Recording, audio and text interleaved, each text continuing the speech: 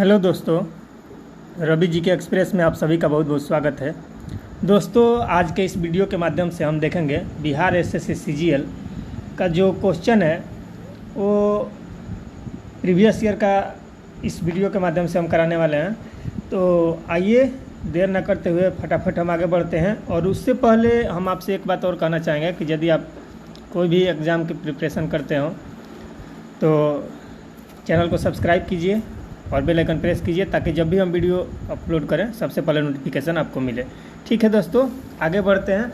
और हाँ, साथ ही साथ एक बात और कहना चाहेंगे कि वीडियो को बिल्कुल स्किप मत कीजिएगा, क्योंकि यहाँ से जो क्वेश्चन है प्रीवियस ईयर का, तो यहाँ से भी क्वेश्चन अक्सर देखते होंगे कि एग्ज़ाम में रिपीट कर देता है।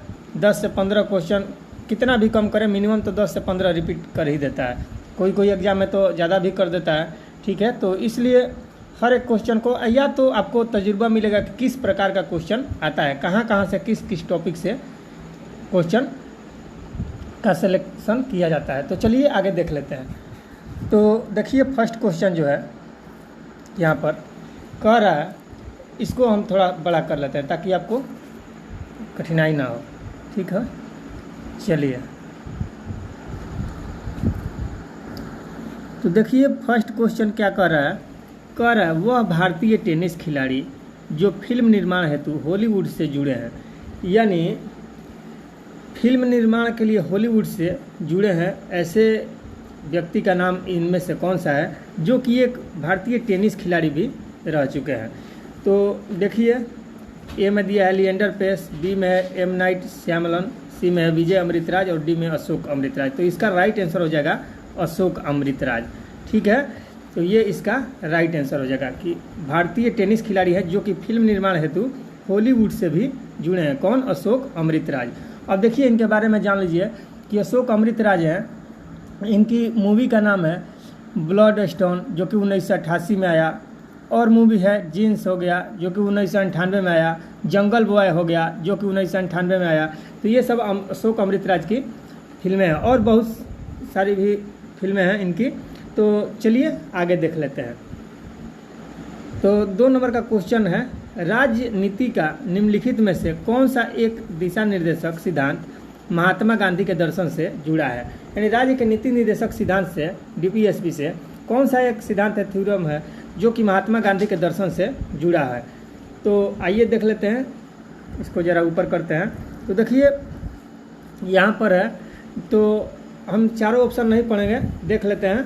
तो देखिए इसका, नहीं तो ज़्यादा वीडियो लंबा हो जाएगा, इसका राइट आंसर हो जाएगा ग्राम पंचायतों की स्थापना। ठीक है, यानी धन का एक समान वितरण करना, ये नहीं होगा, ग्राम पंचायतों की स्थापना यही हो जाएगा इसका राइट आंसर, जो कि महात्मा गांधी के दर्शन से जुड़ा है। ठीक है, ग्राम पंचायतों की स्थापना।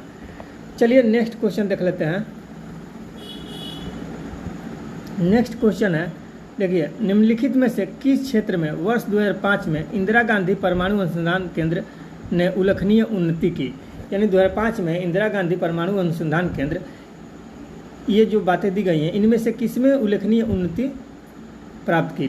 तो देखिए ए में है फास्ट ब्रीडर टेस्ट रिएक्टर के यूरेनियम प्लूटोनियम मिश्रित कार्बाइड ईंधन का पुनर्साधनीकरण, बी में है धातुकर्म में रेडियो आइसोटोप के नए अनुप्रयोग, सी में है गुरुजल के उत्पादन हेतु एक नई प्रौद्योगिकी। गुरुजल यानी भारी जल, गुरुजल किसको बोलते हैं? D2O को। ठीक है, भारी जल को ही गुरुजल बोला जाता है। उच्च स्तरीय नाभिकीय कचरे के प्रबंधन हेतु एक नई प्रौद्योगिकी। तो इसका राइट आंसर हो जाएगा option number A, fast breeder test reactor के यूरेनियम प्लूटोनियम मिश्रण कार्बाइड ईंधन का पुनर्साधनीकरण के। ठीक है, चलिए आगे देख लेते हैं। नेक्स्ट है, राजा राम मोहन राय संस्थापक थे। तो राजा राम मोहन राय इनमें से किसके संस्थापक थे? आर्य समाज के, कि ब्रह्म समाज के, कि रामकृष्ण मिशन, कि प्रार्थना समाज। तो देखिए आर्य समाज का स्थापना कौन किए थे? तो आर्य समाज के स्थापना किए थे वो 1875 में किए थे दयानंद सरस्वती। आर्य समाज के 1875 में दयानंद सरस्वती किए थे। ठीक है, राइट आंसर हो जाएगा ब्रह्म समाज। ब्रह्म समाज हो जाएगा राइट आंसर। ठीक है, इसका 1828 में किए थे राजा राम मोहन राय। ठीक है, रामकृष्ण मिशन है तो इसका 1897 में किए थे स्वामी विवेकानंद, और प्रार्थना समाज का 1867 में किए थे आत्मारंग पांडुरंग और एमजी रानाडे केशव चंद्र के सहयोग से। चलिए आगे देख लेते हैं। तो right answer is the option number B.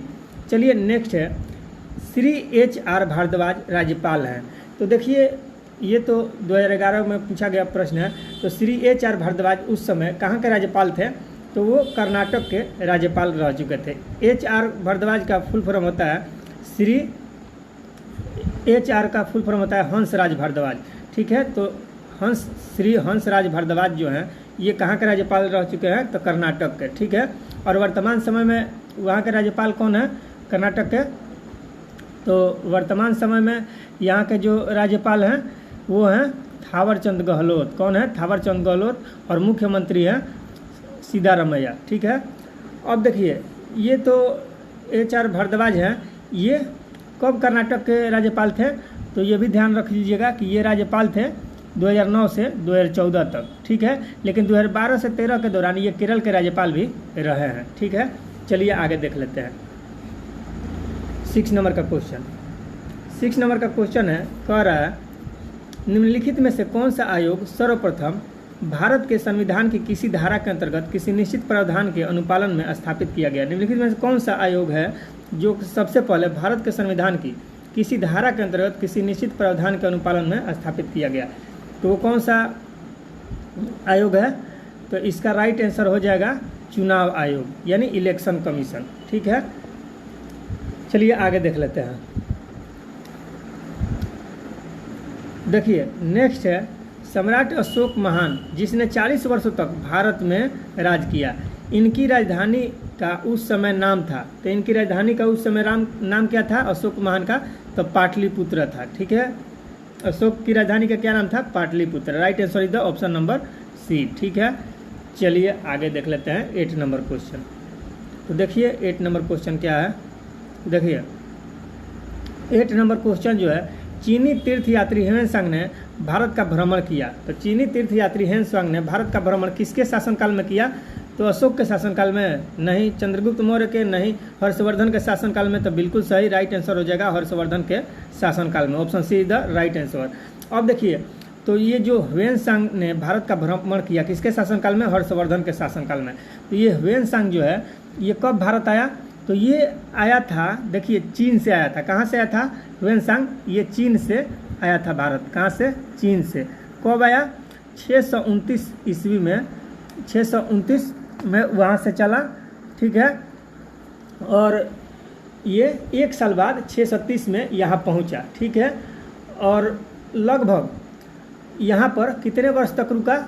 15 वर्ष तक रुका। यहाँ पर कितने वर्ष तक रुका? 629 में चला चीन से, 630 में पहुँचा और 15 वर्ष तक भारत में रुका। भारत में रुका। ठीक है, यानी कब? यहाँ से 645 ईस्वी में, तो 645 में चीन फिर वापस लौट गया वापस। ठीक है, चीन वापस लौट गया। तो ध्यान रखिएगा कब आया चीन से? तो 629 में भारत पहुंचा 1 साल बाद 630 में, और 15 वर्ष रहकर 645 में फिर चीन वापस लौट गया ह्वेनसांग। चलिए आगे देख लेते हैं। तो देखिए 9 नंबर का क्वेश्चन बिल्कुल ईजी है। भारत का राष्ट्रीय फल है, तो राष्ट्रीय फल आम होता है। और आम का पूछ लेता है कि जो हमारा राष्ट्रीय फल है इसका वैज्ञानिक नाम यानी साइंटिफिकल नेम क्या है? तो मैंगीफेरी इंडिका। क्या नाम है? Mangifera indica.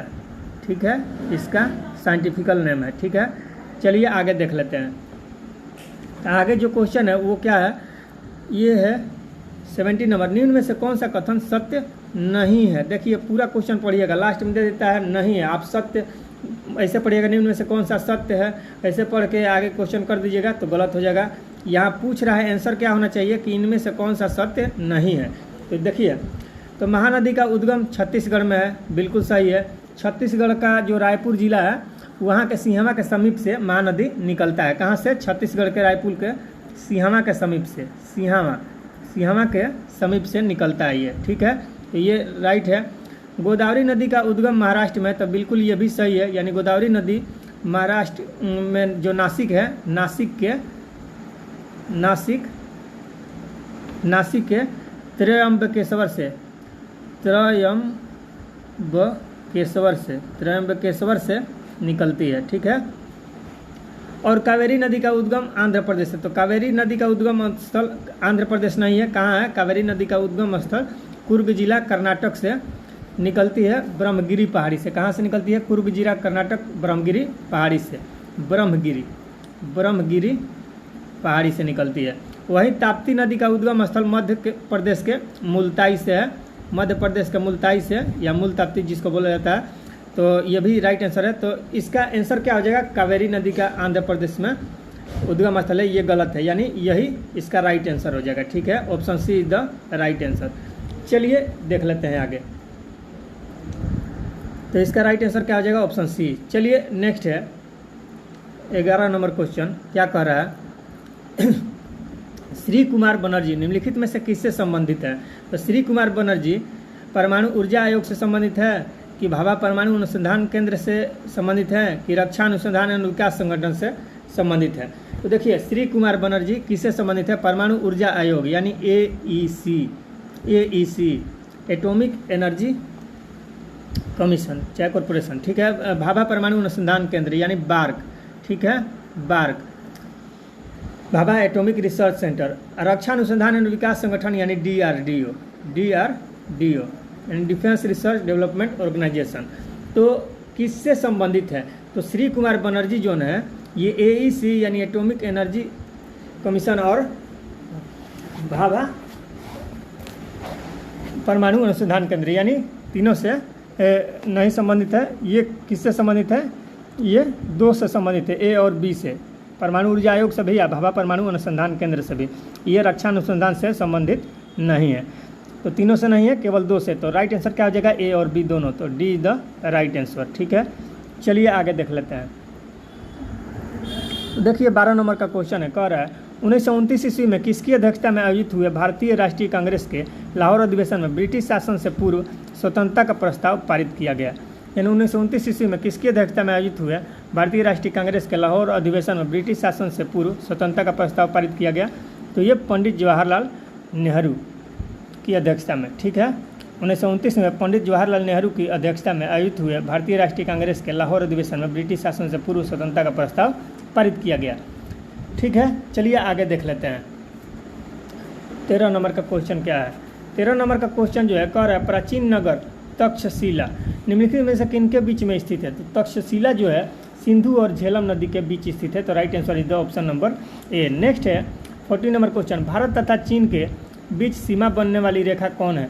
तो भारत और चीन के बीच कौन सीमा रेखा निर्धारण होता है? तो मैकमोहन रेखा, मैकमोहन रेखा भारत और चीन के बीच, ठीक है। वही रेड क्लिफ रेखा जो है ये इंडिया प्लस पाकिस्तान के बीच है, ठीक है, इंडिया और पाकिस्तान के बीच है, ठीक है। डूरांड रेखा अफगानिस्तान और पाकिस्तान के बीच है, ठीक है। कमेंट में बताइएगा स्टीफोर्ड रेखा किसके बीच है। चलिए आगे देख लेते हैं। उस राज्य का नाम बताएं जहां से भारत के प्रथम राष्ट्रपति चुने गए। तो भारत के प्रथम राष्ट्रपति चुने गए, भारत के प्रथम राष्ट्रपति कौन है? तो श्री राजेंद्र प्रसाद जी हैं, डॉक्टर राजेंद्र प्रसाद। तो वो कहाँ से चुने गए? बिहार से ही चुने गए, आपको मालूम ही होगा। तो right answer is the option number D। चलिए आगे देख लेते हैं 16 नंबर क्वेश्चन, ठीक है। तो देखिए ये 16 नंबर क्वेश्चन है आपके सामने, ये रहा। देखिए 1857 की क्रांति में निम्नलिखित में से किसे एक मित्र द्वारा धोखा मिला और ब्रिटिश द्वारा पकड़ा गया तथा मार दिया गया? तो वो तात्या टोपे थे। कौन थे? तात्या टोपे। और इन्होंने 1857 की क्रांति में किनके साथ मतलब ये रहे थे? तो ये नाना साहब के साथ रहे थे, ठीक है। लेकिन नाना साहब का नाम पूछता है कि क्या है? तो नाना साहब का एक उपनाम था, इन्हें कहा जाता था धुंधु पंथ, और तात्या टोपे को रामचंद्र पांडे कहा जाता था, ठीक है। तो ये तात्या टोपे को धोखा देके मार दिया गया था। तो राइट आंसर हो जाएगा ऑप्शन नंबर D, ठीक है। और बिहार से जो थे 1857 में ये कुंवर सिंह थे, ये भी आपको ध्यान रखना है। चलिए खान बहादुर खान कहाँ से नेतृत्व कर रहे थे? ये कमेंट में बताइएगा। तात्या टोपे और नाना साहब तो कानपुर से थे, लेकिन खान बहादुर खान कहाँ से थे, ठीक है, कमेंट में बताइएगा। चलिए आगे देख लेते हैं। सतलज नदी का उद्गम है, तो सतलज नदी का उद्गम कहाँ से है? तो सतलज नदी का उद्गम क्या भारत है कि चीन है कि पाकिस्तान की, इनमें से कोई नहीं। तो देखिए तो सतलज नदी कहाँ से निकलती है? सतलज नदी आपको मालूम होना चाहिए कि ये जो है तिब्बत में मानसरोवर झील से निकलती है। तिब्बत में मानसरोवर झील से, कहाँ से? तिब्बत के मानसरोवर झील से, मानसरोवर झील से, ठीक है। और तिब्बत का मानसरोवर झील में के उसी के समीप एक राकसताल झील है, तो राकसताल झील से निकलती है, जो कि कहाँ है? चीन में है, ठीक है। तो right answer is the option number B, ठीक है, B the right answer. Sutlej नदी का उद्गम स्थल कहाँ है? चीन है। अब देखिए नेक्स्ट है वृंदावन गार्डन कहाँ है? तो ये मैसूर में है, मैसूर यानी कर्नाटक में है, ठीक है, कर्नाटक, ठीक है। चलिए आगे देख लेते हैं। नेक्स्ट है निम्नलिखित में से कौन सा विद्रोह बंकिम चंद्र चटर्जी के उपन्यास आनंद मठ के द्वारा प्रसिद्ध हुआ? तो कौन सा विद्रोह था जो कि बंकिम चंद्र के उपन्यास जो था आनंद मठ उसके द्वारा प्रसिद्ध हुआ? तो वो था सन्यासी विद्रोह। सन्यासी विद्रोह कब हुआ था? तो ये भी आपको मालूम होना चाहिए। सन्यासी विद्रोह स्टार्ट होने का यानी इसका प्रारंभ शुरुआत होने का समय कब था? तो 1770 से लगभग ये स्टार्ट हो चुका था। और कौन कौन क्षेत्र प्रभावित रहा? तो बंगाल और बिहार दोनों इससे प्रभावित रहा सन्यासी विद्रोह से, ठीक है। चलिए आगे देख लेते हैं। भाखड़ा नांगल बांध स्थित है, तो भाखड़ा नांगल बांध कहाँ स्थित है? तो भाखड़ा नांगल जो बांध है ये सतलज नदी पर स्थित है। कहाँ? सतलज नदी, पंजाब में, ठीक है। चलिए राइट आंसर हो जाएगा ऑप्शन नंबर बी। नेक्स्ट है 1946 ईस्वी में गठित अंतरिम सरकार में राजेंद्र प्रसाद किस विभाग के मंत्री थे? तो राजेंद्र प्रसाद थे जो खाद्य एवं कृषि विभाग के मंत्री थे अंतरिम सरकार में 1946 में। तो right answer is the option number C, खाद्य एवं कृषि विभाग। चलिए आगे देख लेते हैं 22 नंबर क्वेश्चन। कह रहा है कोलंबो से अल्मोड़ा तक व्याख्यान निम्नलिखित में से किसके अनुभवों पर आधारित है? तो कोलंबो से अल्मोड़ा तक का व्याख्या जो किया है वो किसके अनुभव पर आधारित है? तो वो आधारित है किसके अनुभव पर? तो ये स्वामी विवेकानंद के अनुभव पर आधारित है। तो right answer is the option number D. चलिए देख लेते हैं आगे 23 नंबर। लव शब्द निम्नलिखित में से किस खेल से संबंधित है? तो लव शब्द जो का शब्दावली है ये टेनिस खेल से संबंधित है। तो right answer is the option number ए। चलिए आगे देख लेते हैं क्वेश्चन। देखिए नेक्स्ट है 24 नंबर क्वेश्चन। कह रहा है केंद्रीय जल एवं विद्युत शोध केंद्र कहाँ स्थित है? तो केंद्रीय जल एवं विद्युत शोध केंद्र जो है ये कहाँ है? खड़गवासला में। तो right answer is the option number A. Next है भारत में श्वेत क्रांति के जनक माना जाता है। तो भारत में श्वेत क्रांति का जनक किसको माना जाता है? डॉक्टर वर्गीज कुरियन को, डॉक्टर वर्गीज कुरियन को, यानी right answer is the option number ए। श्वेत क्रांति को ऑपरेशन फ्लड भी कहा जाता है जो कि दूध से संबंधित है, यानी मिल्क रिवोल्यूशन से संबंधित है डॉक्टर वर्गीज कुरियन। चलिए आगे देख लेते हैं। श्वेत क्रांति का जनक कहा जाता है इन्हें। चलिए आगे देख लेते हैं। 26 नंबर क्वेश्चन है। कह निम्नलिखित में से कौन एक हिंदुस्तानी शास्त्रीय गायक है? तो हिंदुस्तानी शास्त्रीय गायक कौन है इनमें से? तो ये हो जाएंगी गंगूबाई हंगल। कौन हो जाएंगे? Gangubai Hangal. Option C is the right answer. चलिए आगे देख लेते हैं 27 नंबर क्वेश्चन। तो देखिए 27 नंबर क्वेश्चन क्या कह रहा है? कह रहा है उस राज्य का नाम बताएं जहां से अधिकतम संख्या में केंद्रीय रेलवे मंत्री बने हैं। तो अधिकतम संख्या में रेलवे मंत्री कहां से बने हैं? केंद्रीय रेलवे मंत्री उत्तर प्रदेश से कि बिहार से कि महाराष्ट्र से कि आंध्र प्रदेश से? तो सबसे ज़्यादा में अभी तक केंद्रीय में रेलवे मंत्री बने हैं बिहार से। कहाँ से? बिहार से, ठीक है।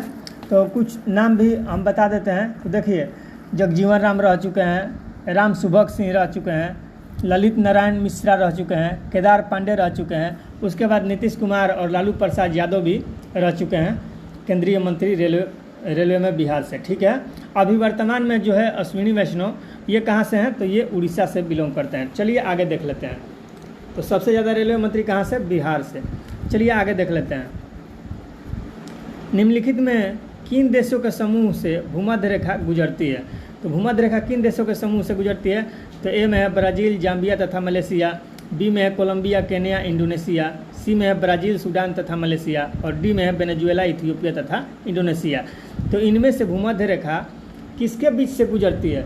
तो कौन कौन सा देश है? तो वो हो जाएगा कोलंबिया, केन्या तथा इंडोनेशिया। तो right answer is the option number B, ठीक है। आइए आगे देखते हैं 29 नंबर क्वेश्चन। कह रहा है 29 नंबर क्वेश्चन क्या कर रहा है, दुनिया का नवीनतम देश है। तो दुनिया का सबसे नया देश कौन है, तो दक्षिणी सूडान है। दक्षिणी सूडान है दुनिया का नवीनतम देश। Option A is the right answer. Next है, विश्व आर्थिक फोरम की वार्षिक बैठक का स्थल दावोस कहाँ स्थित है। तो दावोस जो है ये स्विट्जरलैंड में स्थित है। कहाँ है, option C is the right answer, Switzerland. चलिए आगे देख लेते हैं 31 नंबर क्वेश्चन क्या कह रहा है। तो 31 नंबर क्वेश्चन जो है आपके सामने ये रहा, कह रहा है राष्ट्रीय गवर्नमेंट संस्थान, राष्ट्रीय स्मार्ट गवर्नमेंट संस्थान कहाँ है। तो राष्ट्रीय स्मार्ट गवर्नमेंट संस्थान जो है ये हैदराबाद में स्थित है। कहाँ है, हैदराबाद में। तो right answer is the option number A. Next है, इच्छा मृत्यु को कानूनी रूप देने वाला पहला देश कौन है। तो पहला देश नीदरलैंड है। कौन है, Netherlands. Right answer is the option number C. ठीक है, नीदरलैंड का ये पुराना नाम हॉलैंड भी है, हॉलैंड भी इसको कहा जाता है। चलिए आगे देख लेते हैं। डच जो थे तो वो कहाँ से आए थे, हॉलैंड से ना। चलिए आगे देख लेते हैं 33 नंबर, भारत में हरित क्रांति का जनक किसे माना जाता है। तो हरित क्रांति का जनक, ये श्वेत क्रांति का जनक वर्गीज कुरियन, तो हरित क्रांति का जनक एम.एस. स्वामीनाथन को माना जाता है, डॉक्टर एम.एस. स्वामीनाथन को। ठीक है, चलिए बताइएगा इनको हाल ही फिलहाल में कौन सा पुरस्कार मिला था। चलिए आगे देख लीजिए 34 नंबर, निम्नलिखित में से कौन सा देश आसियान का सदस्य नहीं है। तो आसियान का सदस्य देश कौन नहीं है। तो आसियान का सदस्य देश 10 ठो है। ठीक है, तो 10 ठो में से कौन सा इसमें देश है जो कि नहीं है। तो देखिए आसियान का वियतनाम भी सदस्य देश है, ब्रुनेई दारुसलाम भी है, म्यांमार भी है, लेकिन बांग्लादेश इसका सदस्य देश नहीं है। और बात आता है आसियान का, तो आसियान का स्थापना कब हुआ था। तो इसका स्थापना हुआ था 8 अगस्त 1967 को। कब हुआ था, 8 अगस्त 1967 को। ठीक है, ये याद रखिएगा, 1967 में आसियान का स्थापना हुआ था। ठीक है, चलिए आगे देख लेते हैं। कल्हड़ द्वारा रचित राजतरंगिणी है। तो राजतरंगिणी, कल्हड़ द्वारा रचित राजतरंगिणी है, इसमें किस चीज़ का बारे में जिक्र किया गया। क्या गीतों का संग्रह, कश्मीर का इतिहास, चंद्रगुप्त के शासन के बारे में, या इनमें से कोई नहीं। तो कल्हड़ द्वारा रचित जो पुस्तक राजतरंगिणी है, तो राजतरंगिणी में कश्मीर का इतिहास मिलता है। ठीक है, कश्मीर का इतिहास। तो right answer is the option number B. ठीक है, अब एक चीज़ और याद रखिएगा, राजतरंगिणी। तो राजतरंगिणी का अर्थ क्या होता है, राजतरंगिणी का अर्थ क्या होता है। कई बार एग्जाम में ये भी क्वेश्चन पूछ दिया करता है और रिपीट भी करता है, बीएसएस सीजीएल या दरोगा में भी पूछ देता है कि राजतरंगिणी का अर्थ क्या है। तो राजतरंगिणी का अर्थ होता है राजाओं की नदी। क्या होता है, राजाओं की नदी। ठीक है, चलिए आगे देख लेते हैं। न्यूनतम साक्षरता वाला प्रदेश है। तो न्यूनतम साक्षरता वाला प्रदेश कौन है। सबसे कम साक्षरता वाला मालूम ही हो गया होगा आपको, बिहार है हमारा। चलिए option C is the right answer. अभी देखिए बिहार की साक्षरता दर कितना है। तो ये है 61.8 या 61.80 कह सकते हैं। कितना है, 61.80% इसका साक्षरता है। वहीं यदि पुरुष का बात कर लिया जाए तो पुरुष का है 71.2। कितना है, 71.2। और महिला का यदि बात किया जाए तो महिला का है 51.5%। ठीक है, तो ये महिला का है। ठीक है, 71.2 पुरुष का है, 51.5 महिला का, लेकिन 61.8 पूरा है टोटल मिलाकर। चलिए आगे देख लेते हैं। तो नेक्स्ट क्वेश्चन है आपके सामने, ये रहा 37 नंबर का। क्या कह रहा है, भारतीय संविधान सभा ने भारतीय राष्ट्रीय ध्वज की रूपरेखा को अंगीकार किया। भारतीय संविधान सभा ने भारतीय राष्ट्रीय ध्वज की रूपरेखा को अंगीकार किया कब। तो ये 22 जुलाई 1947 को अंगीकार किया। राष्ट्रीय ध्वज को कब अपनाया गया, 22 जुलाई 1947 को। वही चीज़ पूछ रहा है। चलिए आगे देख लेते हैं 38 नंबर क्वेश्चन। 38 नंबर क्वेश्चन है जो वो क्या कह रहा है, देखिए कह रहा है हड़प्पा सभ्यता संबंधित है। तो हड़प्पा सभ्यता कैसी सभ्यता थी, क्या वो कांस्य युग सभ्यता थी या नवपाषाण युग से या पाषाण युग से या लौह युग से। तो हड़प्पा सभ्यता कांस्य युगीन सभ्यता थी। तो right answer is the option number A. Sorry दोस्तों, option number A is the right answer. इसको थोड़ा इधर कर लेते हैं, option A is the right answer. चलिए आगे देख लेते हैं 39 नंबर क्वेश्चन। सिखों के 10वें गुरु गुरु गोविंद सिंह का जन्म हुआ था। तो इनका जन्म कहाँ हुआ था। तो इनका जन्म पटना में हुआ था, पटना में। Right answer is the option number सी।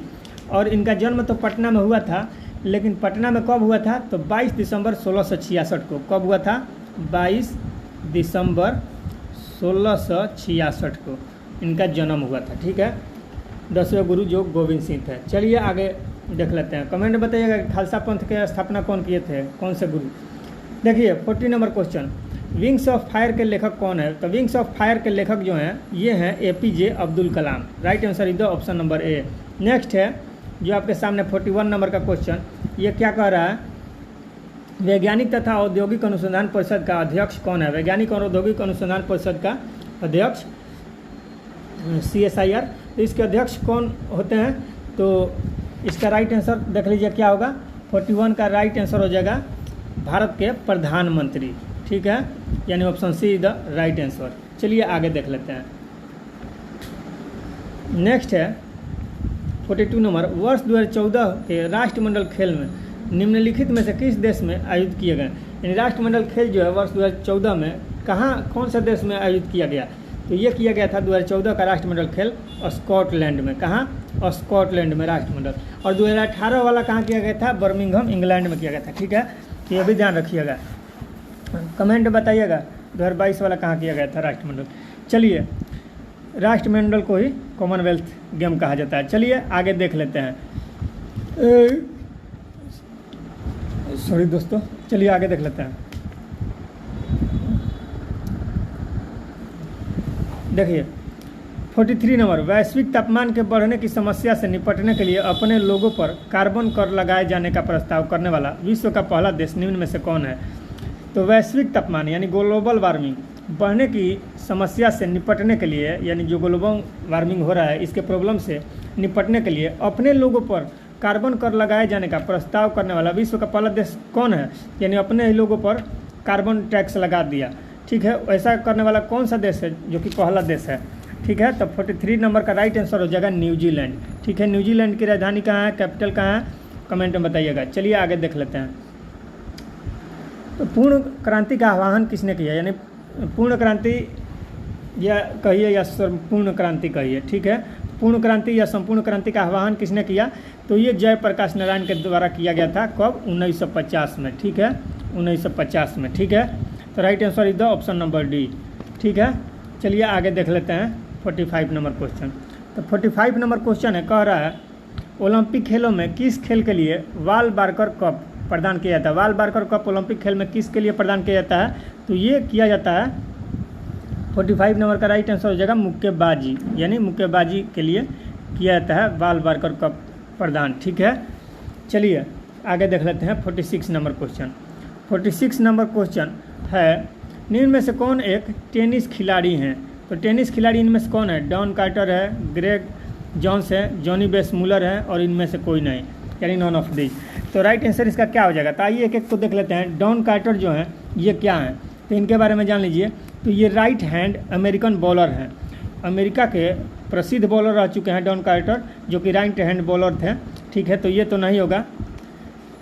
सी वाला है जॉनी वेसमुलर। तो जॉनी वेसमुलर क्या थे? तो जॉनी वेसमुलर थे, ये भी अमेरिकन थे, लेकिन ये फ्री स्टाइल तैराक थे, यानी स्विमर थे। ये क्या थे? ये बॉलर थे, ये बॉलर थे, और ये स्विमर थे, यानी तैराक थे। ठीक है, और ग्रेग जॉन्स जो थे ये क्या थे? ये ऑस्ट्रेलिया के टेनिस प्लेयर थे। तो ये टेनिस प्लेयर हो जाएंगे, टेनिस प्लेयर। तो right answer is the Greg Johns. Option number B is the right answer. चलिए आगे देख लेते हैं। मैगीनोट रेखा किन देशों के मध्य स्थित है? तो मैगीनोट रेखा, देखिए रेखा से भी अक्सर एग्जाम में पूछ लिया करता है, तो आप ध्यान रखिएगा। तो कौन रेखा किसके किस के बीच, किस किस देश के बीच है? तो मैगीनोट रेखा जो है किन देशों को जोड़ती है? तो ये है फ्रांस और जर्मनी के बीच मैगीनोट रेखा स्थित है। ठीक है, फ्रांस और जर्मनी। तो right answer is the option number C. ठीक है, कमेंट में बताइएगा 49वीं समांतर रेखा किसको किसको जोड़ती है। चलिए आगे हम देख लेते हैं 48 नंबर क्वेश्चन।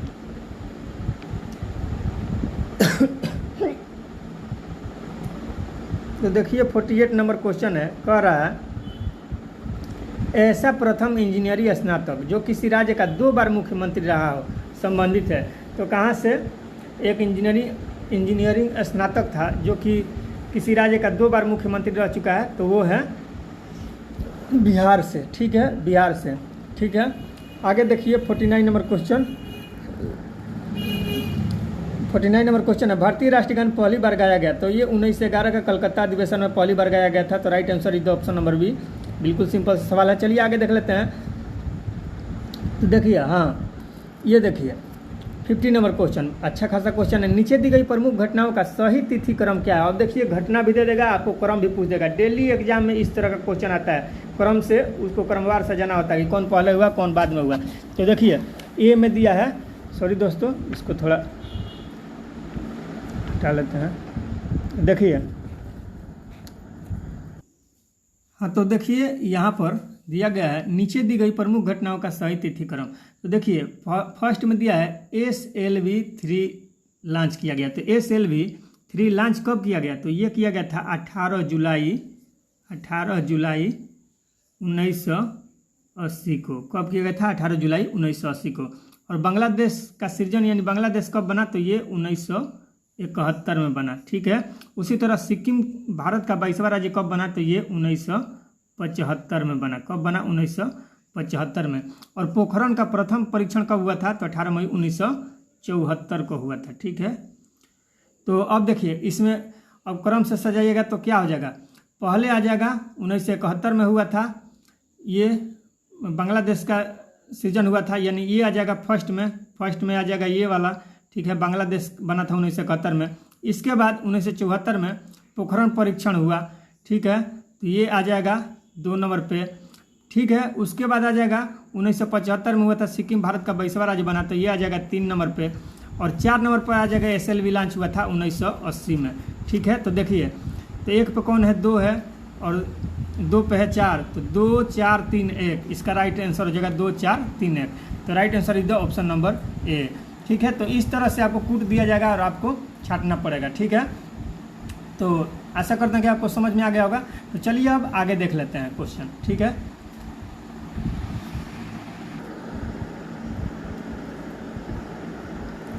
देखिए, हाँ दोस्तों एक चीज़ और देखिए, यहाँ पर है, यहाँ पर तो दिया है SLV3 लॉन्च। तो देखिए यहाँ पर SLV दिया है, यानी सैटेलाइट लॉन्च व्हीकल हो गया। आपको कमेंट में बताना है कि PSLV का फुल फॉर्म क्या होता है, ये कब लॉन्च किया गया, ASLV कब लॉन्च किया गया।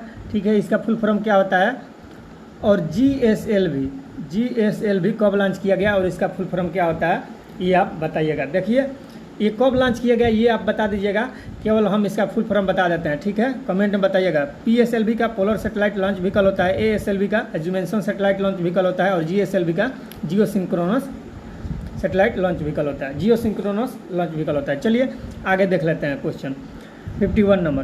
तो देखिए ये तो मैथ का क्वेश्चन आ गया। तो चलिए अब साइंस का यहाँ से है, बीच में एक मैथ दे दिया था। तो देखिए मनुष्य के नेत्र के रेटिना पर प्रतिबिंब बनता है। तो मनुष्य के नेत्र के रेटिना पर प्रतिबिंब बनता है, कैसा बनता है? तो वास्तविक एवं उल्टा बनता है। जो रेटिना पर प्रतिबिंब बनता है वो कैसा बनता है? वास्तविक एवं उल्टा। यहाँ से साइंस का क्वेश्चन आ गया आपका। ठीक है, देखिए तो right answer is the option number D. अब देखिए नेक्स्ट है, जब प्रकाश की तरंगें वायु से कांच में होकर गुजरती है तब कौन सा परिवर्त्य प्रभावित होंगे। यानी जब थोड़ा इसको ऊपर कर लेते हैं, देखिए जब प्रकाश की तरंगें हैं ये वायु से कांच में गुजरती है, मान लीजिए यहाँ पर प्रकाश की ऐसे किरण आ रही है, ये आपका अभिलंब हो गया। ठीक है, ये हमारा क्षैतिज हो गया। तो इस पर आ रही है प्रकाश की किरण यहाँ से। ठीक है, और यहाँ से प्रकाश की वायु से कांच में होकर गुजरती है, ये कांच हो गया, वायु से आ रही है। इधर क्या है? इधर वायु है, माध्यम इधर का क्या है?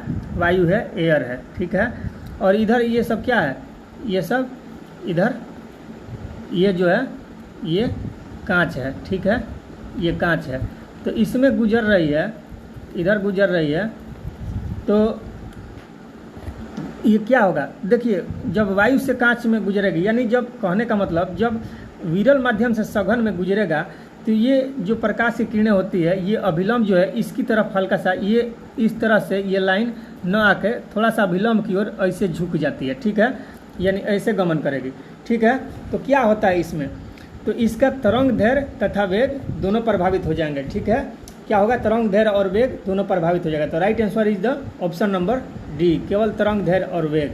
ठीक ठीक है, आवृत्ति नहीं प्रभावित होगा, तरंग दैर्घ्य और वेग प्रभावित होगा। तो right answer is the option number D. ठीक है, चलिए आगे देख लेते हैं। देखिए फिर मैथ का क्वेश्चन है, तो इसको आगे बढ़ते हैं। तो देखिए 55 नंबर क्वेश्चन, प्राकृतिक गैस का मुख्य अवयव है। तो प्राकृतिक गैस का मुख्य अवयव क्या है? मीथेन है। ठीक है, मीथेन का फॉर्मूला क्या है? CH4। ठीक है, और ब्यूटेन का क्या होता है? तो देखिए आपको सीरीज याद रखना चाहिए, meth, eth, prop, but, pent, hex, hept, ठीक है, ओक्ट, नॉन, डोक, नॉन, डेक। तो इस तरह से आपको याद रखना चाहिए। एल्केन का होगा तो लास्ट में एन जोड़ देगा, अल्काइन का होगा तो आइन लास्ट में प्रत्यय जुट जाएगा, अल्किन का होगा तो इन लास्ट में जुड़ जाएगा।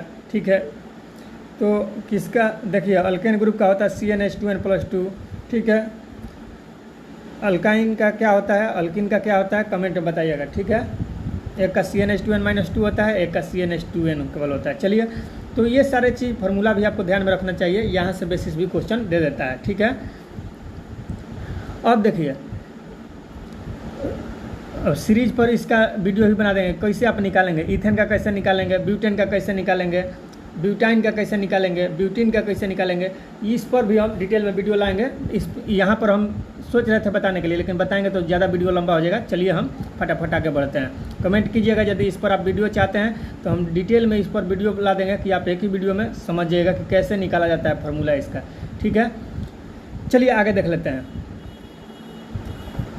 तो देखिए नेक्स्ट है 56 नंबर, निम्न में से कौन सा भारी पिंड सायंकाल यानी रात्रि में, सायंकाल या रात्रि में आकाश में सबसे अधिक चमकीला होता है? तो देखिए ग्रह का नाम दे दिया है बृहस्पति, शनि, मंगल, शुक्र। ठीक है, तो शुक्र ग्रह है, यही रात में सर्वाधिक चमकीला दिखाई देता है। तो right answer is the option number D. ठीक है, चलिए आगे देख लेते हैं।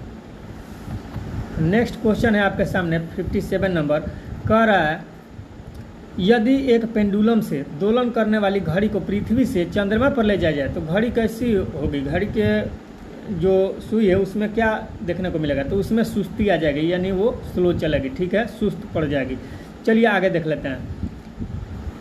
नेक्स्ट है, देखिए सिंपल सा क्वेश्चन है साइंस का, इसमें मैथमेटिकल ऑपरेशन लगा दिया है। तो देखिए 58 नंबर, एक पिंड कुल दूरी का आधा भाग वेग v1 से यात्रा करता है तथा शेष आधा भाग v2 से करता है, तब उस पिंड का औसत वेग क्या होगा? देखिए औसत वेग यहाँ एवरेज लगा देना है, साइंस का है लेकिन एवरेज लगा देना है। देखिए जब औसत वेग, औसत चाल आप पढ़े होंगे तो आपको फार्मूला मालूम होगा 2xy बटा में x + y। ठीक है, तो वही तो कर देना है। देखिए x के जगह v1 दिया है, y के जगह v2 दिया है, तो 2x के जगह क्या रखेंगे? v1। ठीक है, इंटू हो जाएगा y के जगह पर v2 और बटा में x + y यानी v1 प्लस v2। तो क्या हो जाएगा 2v1 v2 बटा में v1 + v2। तो देखिए यहाँ पर है 2v1 v2 बटा में ये v1 + v2। तो right answer is the option number D. ठीक है, तो यही हो जाएगा उसका औसत वेग, एवरेज वेलोसिटी। चलिए आगे देख लेते हैं। समुद्री शीतल पवन बहती है, समुद्री शीतल पवन बहती है, तो कब बहती है और कहाँ से कहाँ की ओर बहती है? तो समुद्री शीतल पवन जो होती है वो हमेशा दिन में ही बहती है और समुद्र से भूमि की ओर बहती है। तो ध्यान रखिएगा, तो दिन में समुद्र से भूमि की ओर। Right answer is the option number B. रात में नहीं बहती है, दिन में बहती है समुद्र से भूमि की ओर। चलिए आगे देख लेते हैं। दिन में आप समुद्र के किनारे जाइएगा दिन में ना, तो आपको बहुत ठंडा महसूस होगा, उधर से जो लहर आएगी तो उधर से शीतल हवा आपके तरफ आएगी। ठीक है, चलिए आगे देख लेते हैं। 60 नंबर क्वेश्चन, 60 नंबर क्वेश्चन है, कह रहा है एक्स किरणों का उपयोग क्रिस्टल संरचना के अध्ययन के लिए किया जाता है, क्योंकि और क्यों किया जाता है? तो एक्स किरणों को क्रिस्टल पूर्णतः अवशोषित करता है? नहीं, ऐसा तो बात नहीं है। नेक्स्ट है, एक्स किरणों की तरंग दैर्घ्य तथा क्रिस्टल के अंतर परमाणु की दूरी की परिमाण की कोटि समान होती है। तो बिल्कुल सही, दोनों की कोटि समान होती है। तो राइट आंसर यही हो जाएगा कि एक्स किरणों का उपयोग क्रिस्टल संरचना का अध्ययन के लिए किया जाता है, क्योंकि एक्स किरणों की तरंग दैर्घ्य तथा क्रिस्टल के अंतर परमाणु की दूरी की परिमाण की कोटि जो होती है वो कैसा रहती है? इक्वल रहती है, समान रहती है। ठीक है, तो right answer is the option number B. आगे देख लीजिए, यहाँ दिया एक्स किरणों की तरंग दैर्घ्य बहुत छोटी होती है अपेक्षाकृत क्रिस्टल में अंतरा परमाणु दूरी के। तो बिल्कुल गलत है, ये भी गलत है। ये है डी में एक्स किरणों के लिए क्रिस्टल पूर्णतया पारदर्शी होता है, तो पारदर्शी होता है तो वो अवशोषित कर ही लेता है, तो ये भी गलत है, अवशोषित करता है नहीं होगा, और ये भी गलत है। तो right answer is the option number B. चलिए आगे देख लेते हैं। मोबाइल सिम कार्ड में सिम का अर्थ क्या है? तो मोबाइल कार्ड में सिम जो है, सिम आप लगाते हैं तो सिम का अर्थ क्या है? तो एस से हो जाता है सब्सक्राइबर, आई से आइडेंटिटी, एम से मॉड्यूल, तो सब्सक्राइबर आइडेंटिटी मॉड्यूल। तो right answer is the option number B. ठीक है, चलिए आगे देख लेते हैं।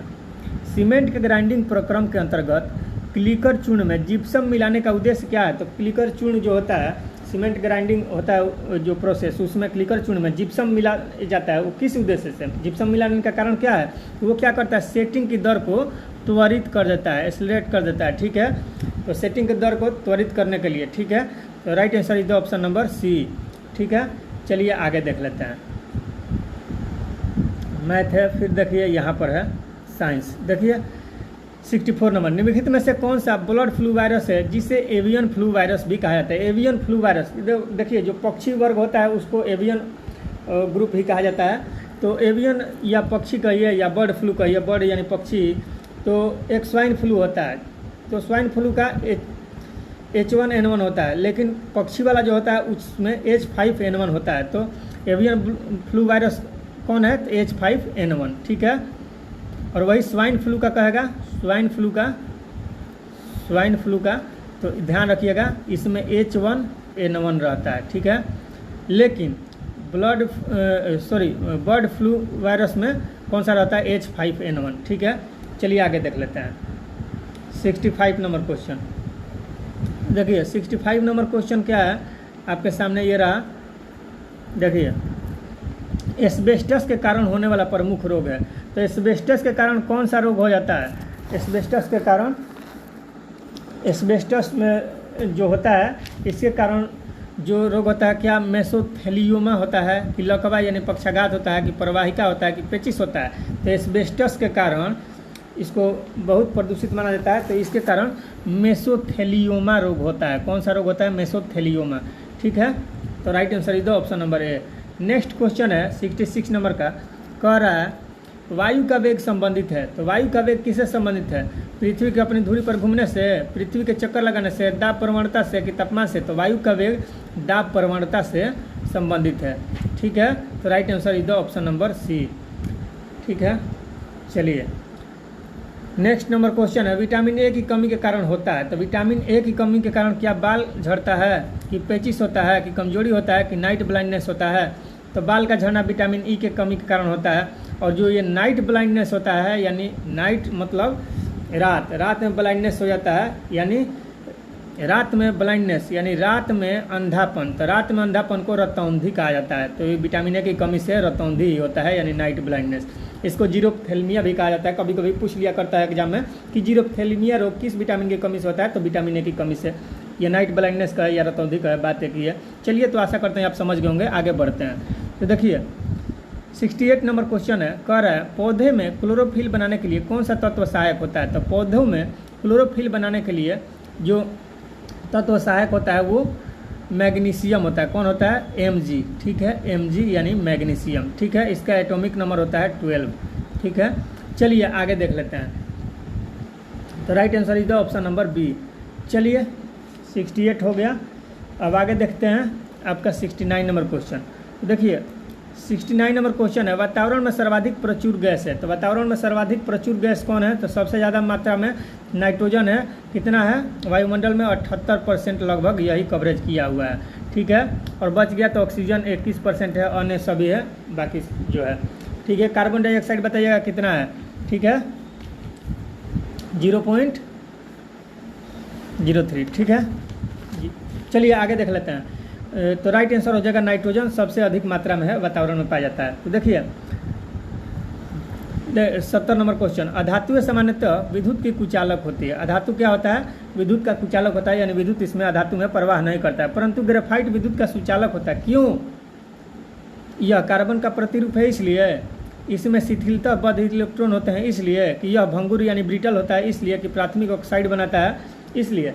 तो यह जो होता है इसमें ग्रेफाइट में शिथिल बद्ध इलेक्ट्रॉन होते हैं, इसीलिए यह विद्युत का सुचालक होता है। तो right answer is the option number B. ठीक है। इस कारण नहीं कि हीरा और ग्रेफाइट तो दोनों कार्बन का प्रतिरूप होता है, ठीक है, ग्राफीन भी होता है, तो इसलिए थोड़े हो जाएगा, ठीक है। और देखिए हीरा का संरचना कैसा होता है, चतुष्फलकी होता है, ग्रेफाइट का अष्टफलकी होता है, ये भी ध्यान रखिएगा। चलिए आगे देख लेते हैं। ग्रेफाइट मुलायम होता है और हीरा कठोर होता है, सबसे कठोर पदार्थ भी हीरा को कहा जाता है। चलिए आगे देख लेते हैं। तो देखिए इंसुलिन उत्पादित होता है, तो इंसुलिन कहाँ से उत्पादित होता है, तो इंसुलिन पैंक्रियाज से यानी अग्नाशय ग्रंथि द्वारा उत्पादित होता है इंसुलिन, ठीक है। कहाँ से उत्पादित होता है, अग्नाशय, यानी अग्नाशय को इंग्लिश में पैंक्रियाज बोलते हैं। तो right answer is option number D, ठीक है। चलिए आगे देख लेते हैं। 72 नंबर क्वेश्चन क्या कर रहा है तो देखिए 72 नंबर क्वेश्चन, निम्न में से कौन सा पदार्थ नाभिकीय रिएक्टर में मंदक का काम करता है। तो मंदक का काम कौन करता है नाभिकीय रिएक्टर में, भारी जल, जिसको गुरु जल बोलते हैं, यानी इसका फार्मूला होता है D2O, ठीक है। H2O नॉर्मल जल का होता है H2O और भारी जल का D2O, ठीक है। भारी जल का अणु भार कितना होता है कमेंट में बताइएगा काउंट करके यहाँ से फार्मूला से। चलिए आगे देख लेते हैं। चलिए नेक्स्ट है 73 नंबर क्वेश्चन, मानव शरीर में रक्तचाप नियंत्रित करता है। मानव शरीर में रक्तचाप को कौन कंट्रोल करता है, नियंत्रित करता है, तो वो अधिवृक्क ग्रंथि है, ठीक है, यानी एड्रिनल जिसको बोलते हैं, ठीक है। तो ये right answer is the option number ए, ठीक है। चलिए आगे देख लेते हैं। 74 नंबर क्वेश्चन कह रहा है प्रकाश संश्लेषण का अंतिम उत्पाद है। तो प्रकाश संश्लेषण का अंतिम उत्पाद पूछा है, ये ध्यान रखिएगा, अंतिम उत्पाद। तो अंतिम उत्पाद प्रकाश संश्लेषण में क्या बनता है, कार्बोहाइड्रेट यानी ऊर्जा बन जाता है, ठीक है। तो right answer is the option number ए, ठीक है। ये मत मार दीजिएगा कि प्रकाश संश्लेषण का उत्पाद कौन सा है। तो प्रकाश संश्लेषण जब होता है तो उत्पाद तो ऑक्सीजन बनता है, कार्बन डाइऑक्साइड लेता है और ऑक्सीजन छोड़ता है, तो उत्पाद कहेगा तो ऑक्सीजन होगा, लेकिन अंतिम उत्पाद कह दिया तो कार्बोहाइड्रेट हो जाएगा, ठीक है। और प्रकाश संश्लेषण के लिए आवश्यक कहेगा कि आवश्यक क्या है, तो अब कार्बन डाइऑक्साइड होगा। प्रकाश संश्लेषण का उत्पाद क्या है, तो ऑक्सीजन। और प्रकाश संश्लेषण का अंतिम उत्पाद तब कार्बोहाइड्रेट, क्योंकि उसमें अंतिम उत्पाद कार्बोहाइड्रेट बन जाता है, एनर्जी उसको मिल जाता है, ठीक है। चलिए आगे देख लेते हैं। कंप्यूटर में वायरस संबंधित है, कंप्यूटर में वायरस संबंधित है किस चीज़ से, धूल कण से कि हार्डवेयर से, धूल कण से कि हार्डवेयर से कि प्रोग्राम से कि इनमें सभी से। तो कंप्यूटर में वायरस जो है, वायरस किस चीज़ से संबंधित है, तो प्रोग्राम से, प्रोग्रामिंग में गड़बड़ी हो जाती है तो वही वायरस है, कंप्यूटर वायरस, जिसे बग कहा जाता है। चलिए कंप्यूटर में त्रुटि हो जाता है। तो चलिए नेक्स्ट क्वेश्चन देख लेते हैं। तो नेक्स्ट क्वेश्चन जो है आपके सामने ये रहा, देखिए 76 नंबर कह रहा है मनुष्य के शरीर में पैरों की हड्डियां हैं। तो ह्यूमरस तथा उरू, तो ह्यूमरस ये तो हाथ वगैरह का है। नेक्स्ट बी है फिबुला तथा टिबिया, तो जी हाँ बिल्कुल फिबुला और टिबिया जो है ये पैरों की हड्डी है। तो right answer is the option number B. Fibula देखिए पैर की है, ये उल्मा पैर की नहीं है। टिबिया पैर की है, वही कोष्टिका नहीं है। तो देखिए तो ये भी नहीं होगा, ये भी नहीं होगा, ये भी नहीं होगा, राइट आंसर बी हो जाएगा। फिबुला और टिबिया दोनों ही पैर की हड्डी है। चलिए तो देखिए दोस्तों यही लास्ट था। तो जीके और साइंस का क्वेश्चन खत्म हो गया। अब बाकी सारा मैथ रीजनिंग आ गया, तो इसको स्लाइड करके आप देख लीजिए। स्लाइड करते हैं किस तरह का क्वेश्चन आता है। तो आशा करते हैं कि आपको वीडियो अच्छा लगा होगा, और यदि चैनल पर नए हो तो चैनल को सब्सक्राइब कीजिएगा और बेल आइकन प्रेस कीजिएगा, ताकि जब भी हम वीडियो अपलोड करें सबसे पहले नोटिफिकेशन आपको मिलता रहे। ठीक है दोस्तों, अब कमेंट बताइएगा कि किस टॉपिक पे वीडियो लाया जाए। और इसका जो CGL का है, जो नेक्स्ट पेपर हुआ था, वो भी हम जल्द ही अपलोड करेंगे। तो आप और अपना जो आपका होगा मन में वो सवाल जवाब कमेंट में कर सकते हैं। ठीक है, चलिए मिलते हैं नेक्स्ट वीडियो में। तब तक के लिए आज्ञा दीजिए। Thanks, bye and take care.